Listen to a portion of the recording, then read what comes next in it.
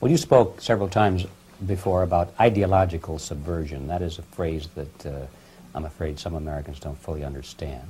When the Soviets used the phrase ideological subversion, what do they mean by it? Ideological subversion is the process which is legitimate, overt, and open. You can see it with your own eyes. All you have to do, all American mass media has to do, is to unplug their bananas from their ears, open up their eyes, and they can see it. There is no mystery. There is nothing to do with espionage. I know that espionage intelligence gathering looks more romantic. It sells more deodorants through the advertising, probably. That's why your Hollywood producers are so crazy about James Bond type of thrillers. But in reality, the main emphasis of the KGB is not in the area of intelligence at all. According to my opinion and opinion of many defectors of my caliber, only about 15% of time, money, and manpower is spent on espionage as such. The other 85% is a slow process which we call either ideological subversion or active measures, активные мероприятия in the language of the KGB, or psychological warfare. What it basically means is to change the perception of reality of every American to such an extent that despite of the abundance of information, no one is able to come to sensible conclusions in the interests of defending themselves, their families, their community, and their country. It's a great brainwashing process which goes very slow, and it's divided in 4 basic stages. The first one being demoralization. It takes from 15 to 20 years to demoralize a nation. Why that many years? Because this is the minimum number of years which requires to educate one generation of students in the country of your enemy, exposed to the ideology of the enemy. In other words, Marxism-Leninism ideology is being pumped into the soft heads of at least 3 generations of American students without being challenged or counterbalanced by the basic values of Americanism, American patriotism. The result you can see. Most of the people who graduated in the 60s, dropouts or half-baked intellectuals, are now occupying the positions of power in the government, civil service, business, mass media, educational system. You are stuck with them. You cannot get rid of them. They are contaminated. They are programmed to think and react to certain stimuli in a certain pattern.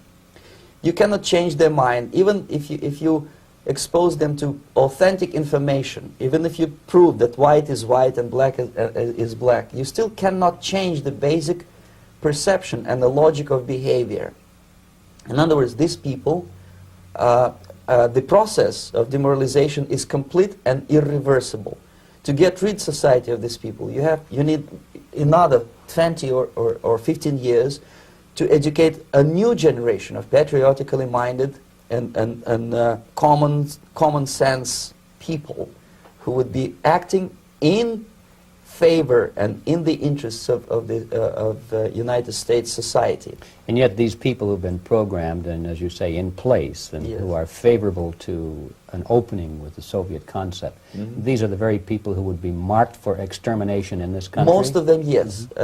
Simply because the psychological shock when they will see in future what the beautiful society of equality and social justice means in practice, obviously they will revolt.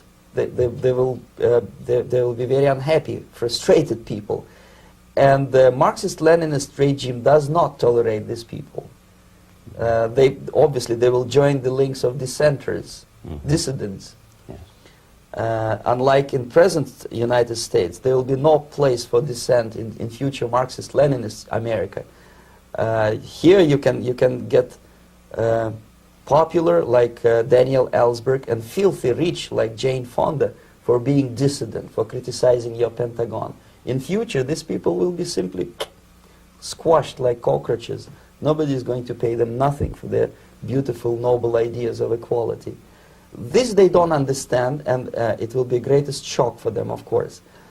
The demoralization process in the United States is basically completed already.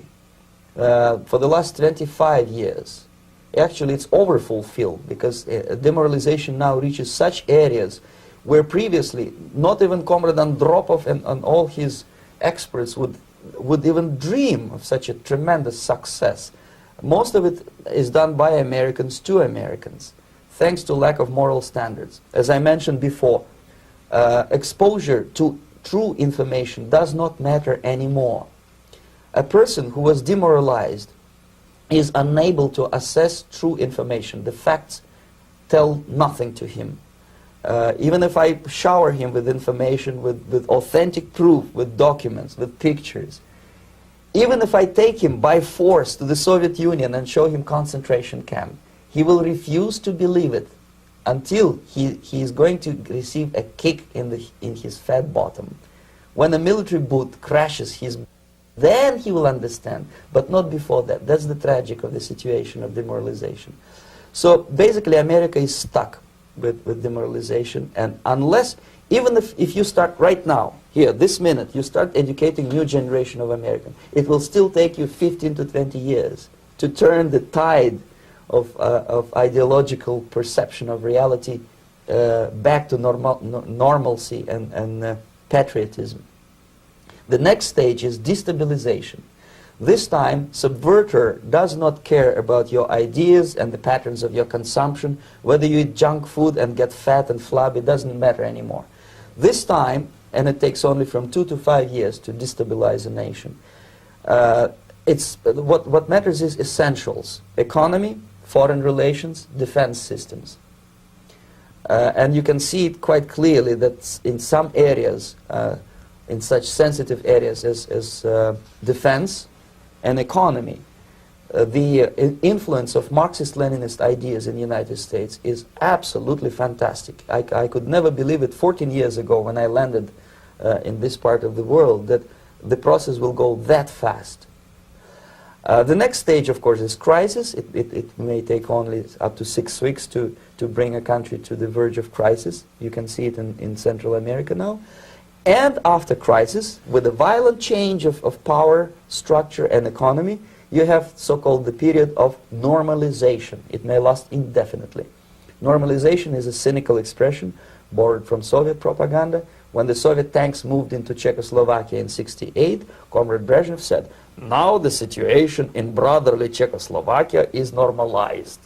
This is what will happen in the United States if you allow all these schmucks to bring the country to crisis, to promise people all kind of goodies and the paradise on earth, to destabilize your economy, to eliminate the principle of free market competition, and to put a big brother government in Washington, D.C., with benevolent dictators like Walter Mondale, who will promise lots of things, never mind whether the promises are fulfillable or not.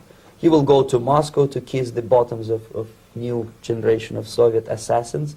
Never mind. He will create false illusions that the situation is under control. Situation is not under control. Situation is disgustingly out of control.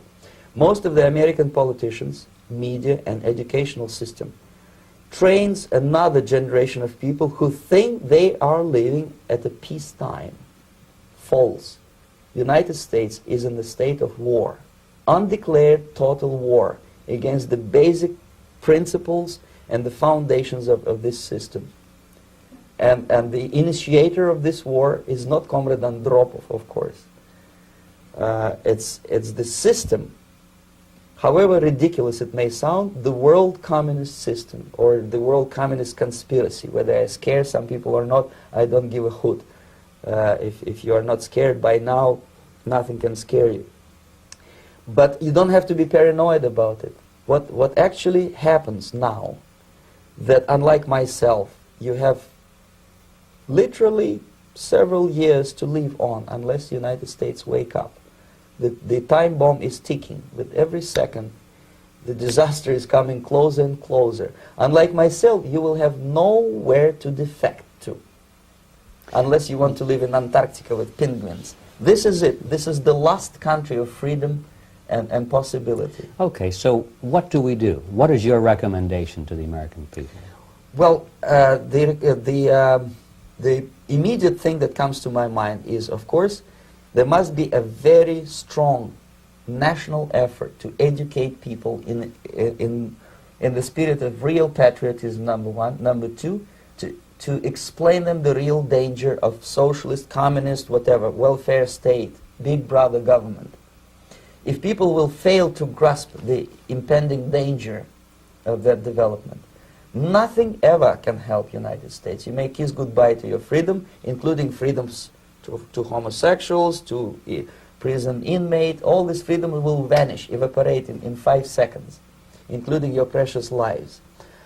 The second thing, the moment at least part of the United States population is convinced that the danger is real, they have to force their government. And I'm not talking about sending letters, signing petitions, and all this beautiful, noble activity. I'm talking about forcing United States government to stop aiding communism. Because there is no other problem more burning and urgent than to stop the Soviet military-industrial complex from destroying whatever is left of the free world. And it is very easy to do. No credits, no technology, no money, no political or diplomatic recognition, and of course no such idiocy as grain deals to USSR.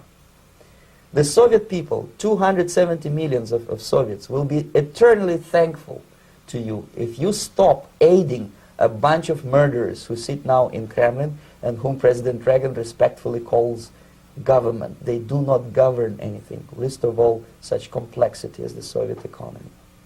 So two very simple, maybe too simplistic answers or solutions, but nevertheless they are the only solutions. Educate yourself, understand what's going on around you. You are not living at the time of peace. You are in a state of war, and you have precious little time to save yourself. You don't have much time, especially if you are talking about young generation. There's not much time left for convulsions to the beautiful disco music. Very soon it will go, just overnight. If we are talking about capitalists or wealthy businessmen, I think they are selling the rope on which they will hang very soon. If they don't stop, if they cannot curb their unsettled desire for profit, and if they keep on trading with the monster of the Soviet communism, they are going to hang very soon. And they will pray to be killed, but unfortunately they will be sent to Alaska probably to manage industry of slaves. It's simplistic. I know it sounds unpleasant. I know Americans don't like to listen to things which are unpleasant. But I have defected not to tell you the stories about such idiocy as microfilm, James Bond type espionage. This is garbage. You don't need any espionage anymore.